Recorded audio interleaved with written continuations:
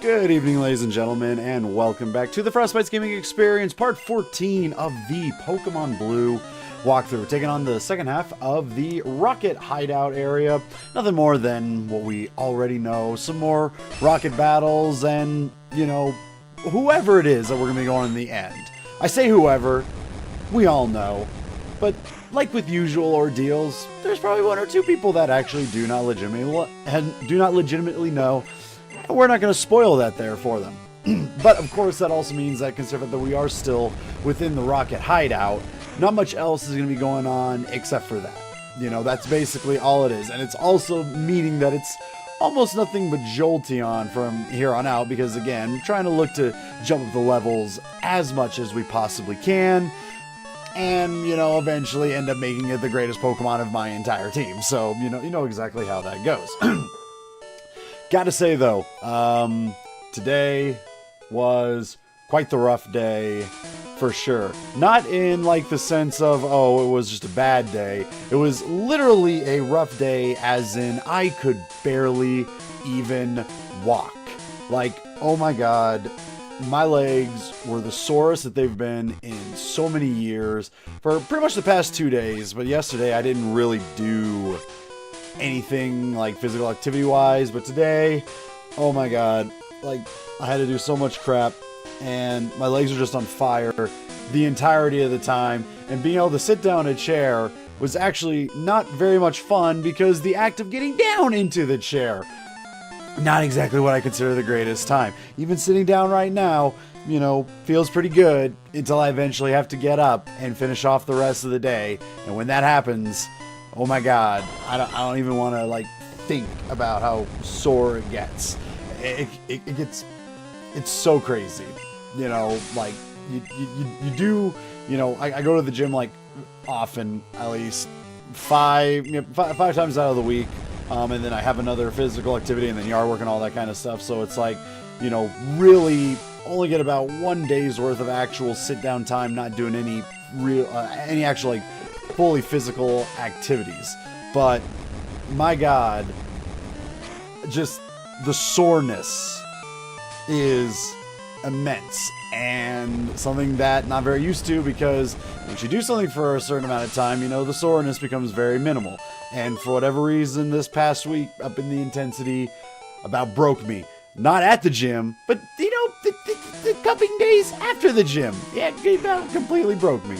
Anyways, aside from that, so we had fun with the whole entire Whirl-a-Twirl ordeal there. A little gimmick that they throw in this game, and I think that's it. Like, they bring it back in the remakes, but like Gen 2, like instead of it being like you step on a pad and it does the whole Whirl-a-Twirl thing, instead it was the ice cave basically, where you would shove the rocks and do all those kind of patterns, and you take a step on the ice and you're going to go straight no matter what. It's more convenient because it's a lot faster, because doing the little twirl-a-whirl dance deal like we're doing here in Gen 1, it really takes up a lot of time, and it can get quite annoying. And we're not done with it. Oh, no.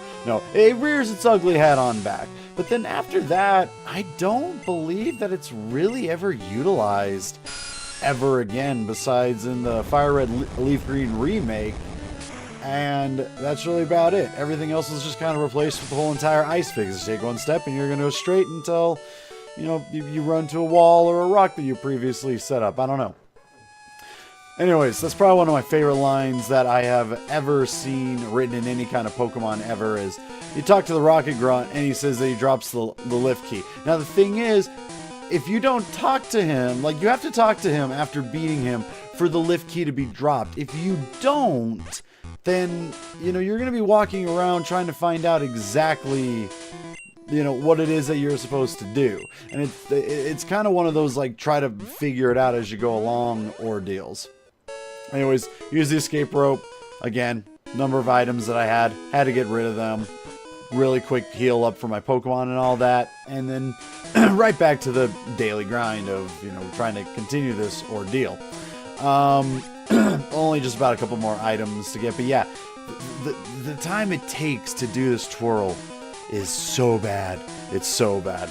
But that was always one of my little favorite lines. And again, it has to be one of those where it's like you have to know to talk to somebody after just beating them. Which I guess for some people, they do that automatically. I never really did that with Pokemon, which you can imagine made it really hard in Gen 2 as far as like doing rematch battles, because for the longest time I didn't know about rematch battles, because the way I did it was you fight the trainer, you beat him, you move on with your lives. I never really found myself going my way to talk to anybody. Like, as much as I played RPGs, I was really bad when it came to like certain basics that you have to know of RPGs. Like, you gotta talk to somebody, you know, twice, probably even 3 times to get the full-on dialogue that you need, or, you know, to get like a super special item or something. You know, I was never good at doing that. I would talk to someone once, and in a lot of cases, I wouldn't even talk to anybody. I would generally just, you know, go to a new town and be like, cool, general store, I'm at the inn, and weapons, armor store, and go on to the next fight. So you can imagine how confusing it would get for me through that, in the fact that, oh, yeah, well, if you're not going out of your way to make sure that you talk to everybody, then sometimes you can be a little bit lost in everything that's going on. And boy, oh boy, did I get lost in a lot of what was going on. Probably why I didn't have a really good, you know, starting track record when it came to Final Fantasy. When Final Fantasy first came out, oh God. Well, when it first came out, like, I hadn't even been born yet. I don't believe. What year did Final Fantasy come out? Was it before I was born? Let's see here. I gotta move this. I gotta see what's going on here. Alrighty, Fantasy. Alrighty, so Final Fantasy. The very first game came out in 87, so I had not been born at that time. But I remember the first time I played it, I was only about 5 or 6 years old, and God, did I hate it. It kind of turned me away from Final Fantasy games in general, unfortunately, because the first game just gave me such a bad taste in my mouth, basically. A lot of which, like I mentioned in one of the previous parts, again, generally, I want my attacks to have a 100% chance of accuracy above everything else. I don't care how strong the attack is. All I care about is the attack at least going to hit? That's really all that matters to me. So when it comes to a game like the very first Final Fantasy game, where from what I remember as a kid, everyone had like only 20% accuracy no matter what, half the time in the battles, all it would be is attack, miss, attack, miss, attack, miss. And even the enemies would miss on occasional times. I just remember thinking to myself as a kid, just going, this is boring, and I'm done. I would also get really lost, really confused on what I was supposed to go, what I'm supposed to do, all that kind of stuff. Granted, a kid at the age of 6 playing the first Final Fantasy game, probably not the greatest idea ever, but I just remember my neighbor had a good library of NES games. The neighbor that essentially did get me into playing video games in the first place. He gave me my first Super Nintendo with a couple games, mostly sports games. That's kind of why, you know, I mean, I grew up playing more like sport video games than anything else, really, and that's kind of why I live in a big sports family, for one. But then the first console I got mostly came with sport games, a football game, a basketball game, a racing game, you name it. That's essentially pretty much what it was. But I would usually go over to his place and play his NES with a huge slew of titles. Once again, I would usually go for the sports games, because that's one that I knew how to win on. You get more points than your opponent, you're pretty good to go. Once it got a little bit beyond that, you know, not exactly something that I saw myself going my way to try and figure out so much, because I'm just a stupid 6-year-old kid. And the stupidity really lasted for a good number of years until I finally was able to sit down and be like, okay, this is how this is supposed to work. Like, even during like my high school days, generally when I would play a video game, I would literally just like play it. I would skip everything of dialogue because I didn't care, and just go right for the action. Absolutely nothing else. So because of that, generally I would miss out on like a lot of story elements, so which really sucked, because then later on, when trying to talk with some friends of mine about a certain game, it would actually sound like I actually didn't play the game, because I would not know any of the actual story, because I would skip it all only just to do the fights. So again, you can imagine how much harder that would make an RPG style game, where a majority of the time you are supposed to be talking to people to get a good idea of not just the story, but exactly where you're supposed to go, what you're supposed to do, and all that great nonsense. I skip it all, and it gets me crushed. Hence why, you know, I had a hard time playing Gen 2 of Pokemon because it's like, oh, I'm only using nothing but a Pidgeot because I can't be bothered to try anything else, really. That's kind of the way I mostly saw it as a kid. Either that or I would just be like, hey, what's the coolest looking deal? But anyways, so this guy says that he recognizes this from Mount Moo. And the Mount Moon, not Mountain Moo. We're not going against Milk Tank just yet. But you can only fight these two rocket grunts by talking to them. Like, you gotta be the one to initiate the conversation. They don't bring up the whole entire exclamation point battle sword deal like everyone else does. It is just a genuine, hey, you gotta go talk to them. And I think you gotta beat both of them in order for it to open up anyways. Once again, that could be a small bit of confusion for people that were like me, that were relatively just impatient and not willing to, like, you know, try out different things. That's kind of why my first time playing Super Metroid, I didn't really enjoy it because I was a little too impatient and I didn't want to do a whole amount of exploring. And Metroid Fusion was my favorite because nothing really ever felt hidden.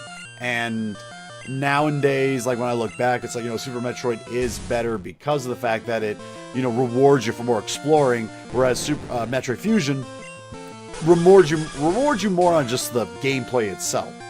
Two separate whole entire deals, but because I was more into just the gameplay, you know, I would just rush through and just try to kill off everything. And that was another one where I would skip the entirety of the dialogue. I would not read a single thing that the computer would say to me. I would skip through and just be like, hey, I gotta go here, and then just go there and do the thing, you know. And so then when it comes to a game like Metroid Fusion, especially when you have to deal with parasites that would freeze you, you know, you can imagine how confused and upset I was that, I mean, I kind of had an idea because it's like, oh, they're different than what I've been absorbing so far.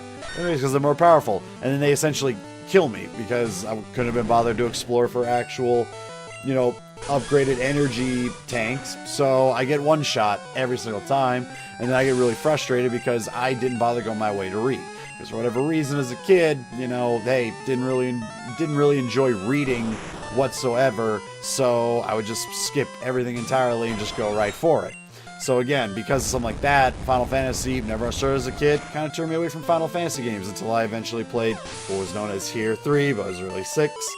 And God, what other NES? I know he had the really bad Terminator NES game, which obviously I'm like, okay, now looking back, it's like that game was just garbage anyways. It had actually nothing to do with me. It was just a really garbage game.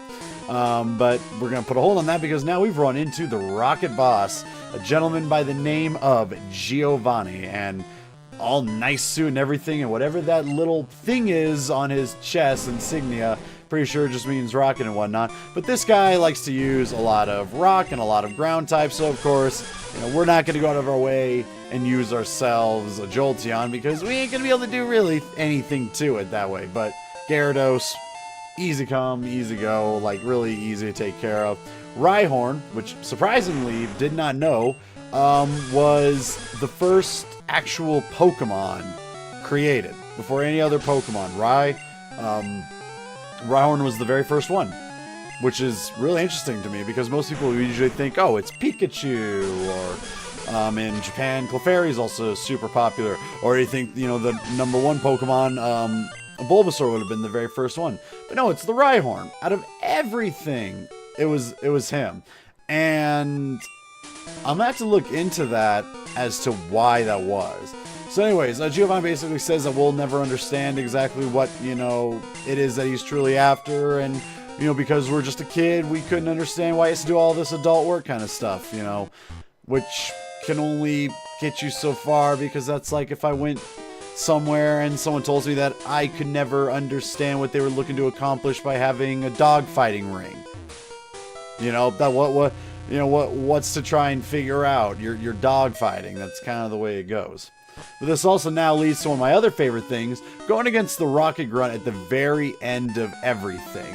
You know, this guy has no idea that his boss has already up and left the entirety of the building, and he's just doing his job, waiting at the elevator like he was told to do, just in case I decided to come out. And it's like, buddy, I just took down the big cheese of this entirety of this building, and you have the gall to stand there and try to battle me? I mean, I'll give you that. You know, you have some guts doing, you know, trying to take me on after I took out your boss. Also, at the same time, you had no idea that I probably took out your boss, you know? I don't know where your boss went. He used an escape rope or something. He just vanished into thin air. He dropped, you know, the Sylph Scope on the way out. I don't know how that exactly managed to happen, but hey, you know what? You just take your victories, you can get it and call it a day. But this poor guy right here, he doesn't get as such a thing as a victory, because he's, I mean, okay, other Rocket Grunts are still staying there too, but this is the guy that's like, hey, I have a chance to take out this guy, unbeknownst to him on the fact that I've already taken out his entirety of the boss and everyone else in that entire building. But hey, you know what? Good on him. He's sticking to what he knows that he has to do to make sure he makes the boss proud, even though the boss had already completely ditched him. My God, not only am I sore, and I know people are probably sick and tired of me saying this, but also super tired. So, but I still got, you know, at least I got to get at least one more video done, if not two, try and get ready for the week. Anyways, enjoy the rest of your guys' evening. I'm gonna catch you guys in the next part where, you know, we'll see what's going on. I don't know. Take care.